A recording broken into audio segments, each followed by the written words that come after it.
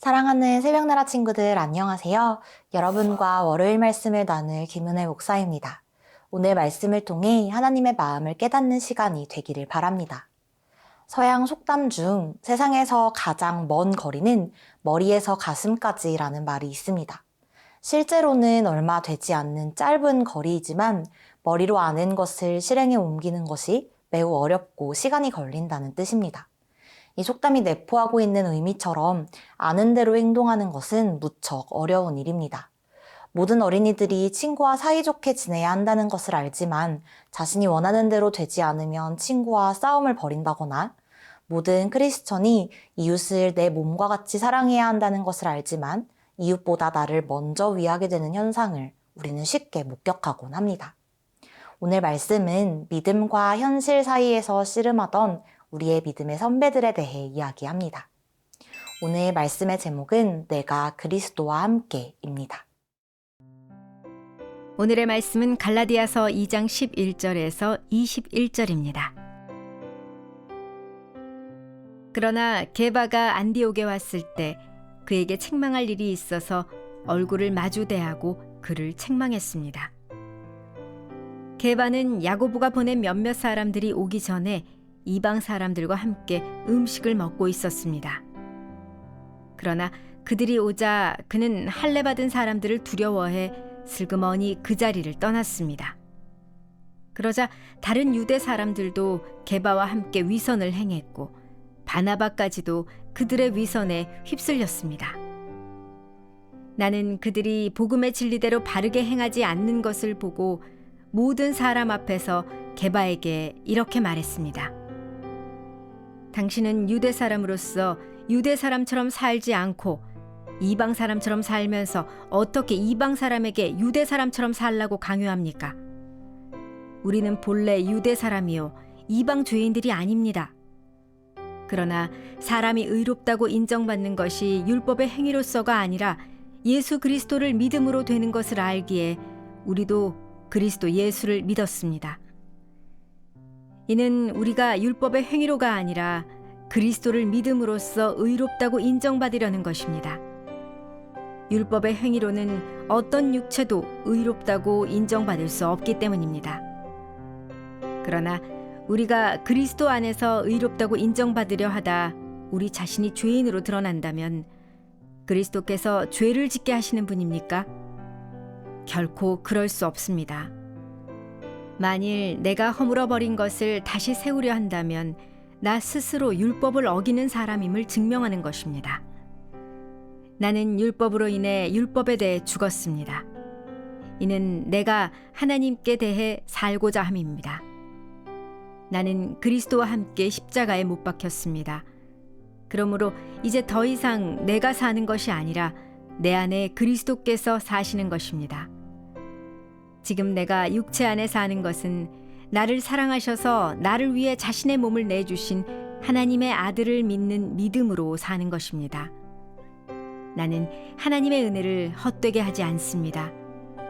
만일 의롭다고 인정받는 것이 율법으로 말미암는다면 그리스도께서 헛되이 죽으신 것입니다. 만약 여러분의 학교 선생님이 학교 복도에서 뛰어다니지 말라고 이야기하시고는 선생님 본인은 복도에서 전력 질주하는 모습을 목격한다면 어떨 것 같나요? 상당한 배신감과 함께 나도 복도에서 뛰어도 되는 거 아니야? 라는 생각이 들 것입니다. 가르치는 대로 행동하는 것이 중요한 이유입니다.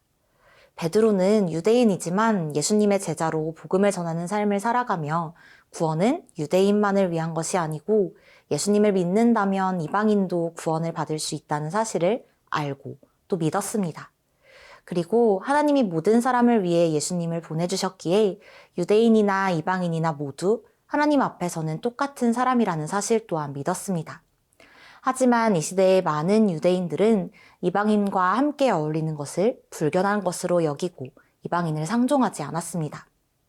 유대인들의 이런 문화와 분위기를 너무나 잘 알고 있던 베드로는 어느 날 이방인들과 함께 음식을 먹다가 유대인들이 다가오니 슬그머니 그 자리를 피했습니다. 다른 유대인들의 시선이 두려웠던 것이죠. 오늘 본문 12절의 말씀입니다. 게바는 야고보가 보낸 몇몇 사람들이 오기 전에 이방 사람들과 함께 음식을 먹고 있었습니다. 그러나 그들이 오자 그는 할례받은 사람들을 두려워해 슬그머니 그 자리를 떠났습니다. 베드로의 행동은 바나바를 포함한 다른 유대인들에게도 베드로를 따라 그 자리를 떠나게 만들었습니다. 유대인의 사도들은 이러한 행동은 그들을 초청해 교제하며 예수님 이야기를 듣기 원했던 이방인 성도들에게 큰 상처가 될 수밖에 없었을 것입니다.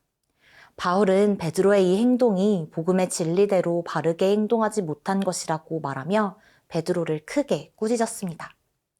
사랑하는 새벽나라 친구들, 베드로의 행동 하나가 다른 유대인 지도자들에게 큰 영향을 미치고 이방인 크리스천들에게 상처를 줄 수 있는 것처럼 크리스천인 우리의 행동 하나하나가 이제 막 신앙생활을 시작한 사람들, 하나님을 믿지 않는 사람들에게 큰 영향을 줄 수 있습니다.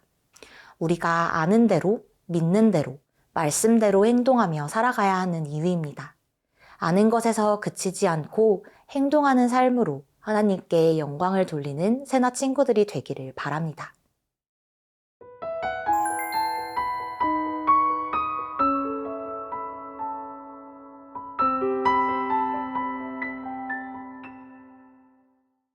바울에게 율법은 예수님을 만나기 전까지 그의 삶을 붙잡고 있는 가장 강력한 것이었습니다.